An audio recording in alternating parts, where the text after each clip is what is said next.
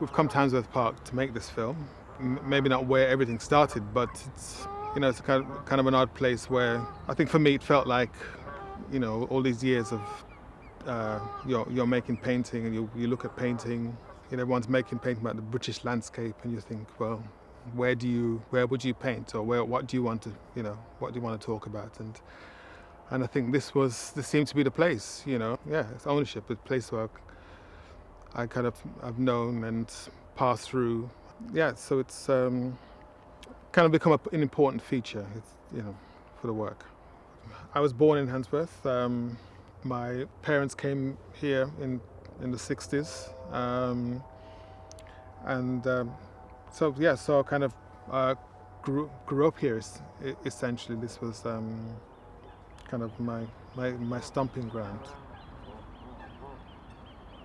When I first started painting, it was more from a photograph that I had. We'd play football at the front of the park, and invariably, just by the pond at the front, invariably the ball would go into this in this pond, and I think it was one of the few times I'd actually carried a camera with me. When I took the photograph and had all these guys lined up against the edge of the pond, they looked like they were waiting for something. They looked a bit, they did look a bit dispossessed. It was like, oh my God. I kind of captured, how I was thinking and maybe feeling about things at that time. Late 70s, I guess, early 80s. Taking these things, and I think at that time we were still kind of finding or working out our place in Britain, working out how I felt about, being British. I'm not a writer.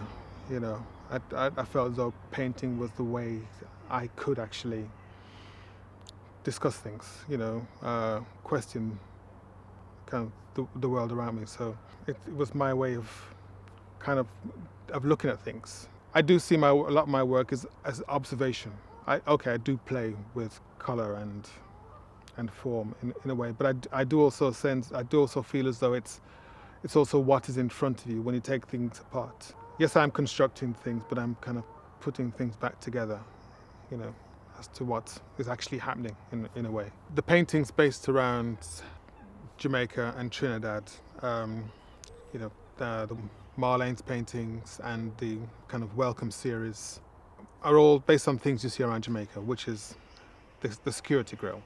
When I saw them, they're kind of at a double-edged, or maybe triple-edged kind of, of feeling, if that's possible. They were almost decorative. People tried to make these things look good, but essentially it's about security. It's almost kind of, highlighted how I probably felt about, not having that, maybe not that connection that's maybe you're expected to have, or thought I had, with these places. The Welcome series came from a photograph I took as I was leaving Trinidad. I think it was the day before I left. We walked into this bar, and there was this, I couldn't describe it as a thing, really, and it was, I guess it was double-edged, it's the idea you're going into somewhere you can escape, and, also at the same time it was saying, well, actually, you know what, you can't actually escape, really, it's, you can't actually relax, there's a feeling that there's something else happening, and also it kind of summed up how much I felt about, just being in Trinidad at that moment in time. It was just a kind of an interesting kind of connection, or maybe non-connection, to a place. The Welcome series just kind of encompass that idea of leisure, security, alienation. It's this decoration. It's all these things are packed into this image, and for me, they feel like contradictory elements. It's either one or the other, but and how do you make these things coexist in a way? It's like you're cutting into the landscape. When you're actually painting them, they feel like you're actually you're actually cutting into them. It's almost like you're not supposed to be doing this. You're supposed to paint the landscape in its true kind of uninterrupted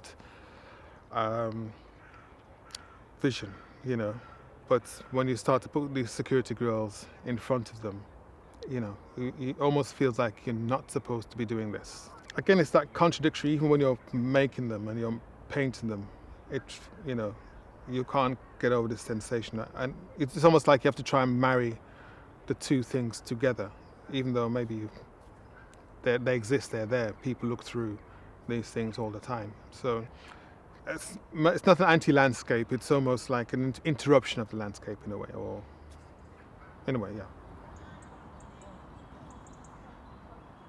The Peter series kind of represents one of the places where I felt where kind of Britain and the Caribbean kind of met in an odd way. I thought it was the Englishman's attic, Normally the Englishman has when I was growing up, they would have a train set, or this place to escape. But this time he would have a small barbershop where he could make a little money, but also a conversation. It's a kind of meeting point. And it's maybe not a strict barbershop. I think he's a retired man now, so maybe during the week you could still go there, and you knock on his door, and he said, "Can I get a haircut?" He'll cut your hair for you. I guess the attic space, or Peter's attic, it's a leftover from what a lot of people from the Caribbean did when they first came over in the 50s and 60s. It's a kind of last of, I'm not sure how many of these places exist, or if they do exist. Maybe they do. Maybe I just me that doesn't know. But it felt like kind of the last of something. The first part of the series, which is, I think it's, if I remember now, it's five paintings, and it just looks at the interior. There's a particular way I think people in the Caribbean look at things. There's something about colour, the way they put things together, and some people might call it kitsch, but I like the way these things kind of clashed. So I was trying to touch on some of that. On one hand, I was trying to make a painting that had all these kind of very kitsch elements. Another way I was almost trying to deny all this. So I was trying to kind of make it make it a space you weren't sure about, what was happening, what is this, what's going on here. Then the other part was more to do with the figure. So I just, painted it from the approach of the back, someone coming in, you are in the position essentially of the barber, and it's a kind of vulnerable position, I guess. You're sitting down in this chair, with your head down, and if he says put your head down, that's it, you stay there. And it was kind of a very vulnerable position. And as a painter, in an odd way, you're in that position, you're behind the figure. It's an unnerving position, to have someone stand you from behind. The final painting was almost like, the sitter 3 is where, the kind of, I felt was the kind of the reveal, Just finally you can see this man's face. He's slightly turning around to the edge. And it was almost a way of kind of ending the series. The other 7 paintings were kind of anonymous. The last painting was, was a bit more of a reveal. You saw what was going on. You saw, how this man looked or who this man was. So it was a kind of a way of ending the series in a way.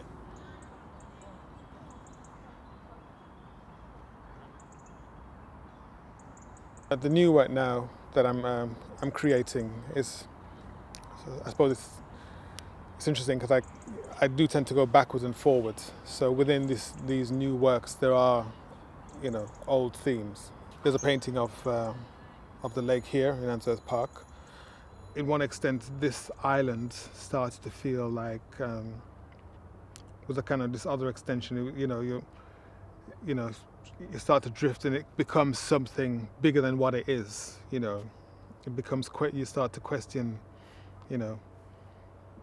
islands and the fact that I am from an island, or my parents are from an island. When you think about islands and parks, it's about a kind of utopia, isn't it? People think about them in that kind of a kind of a perfect way. You know, you don't only see them as perfect places. You know, people see the Caribbean as this lush kind of. People see the park as, you know, well manicured now and perfect and everything is in its place. So I guess it's maybe it's that kind of analogy of perfection and supposed perfection that maybe it's that I find intriguing.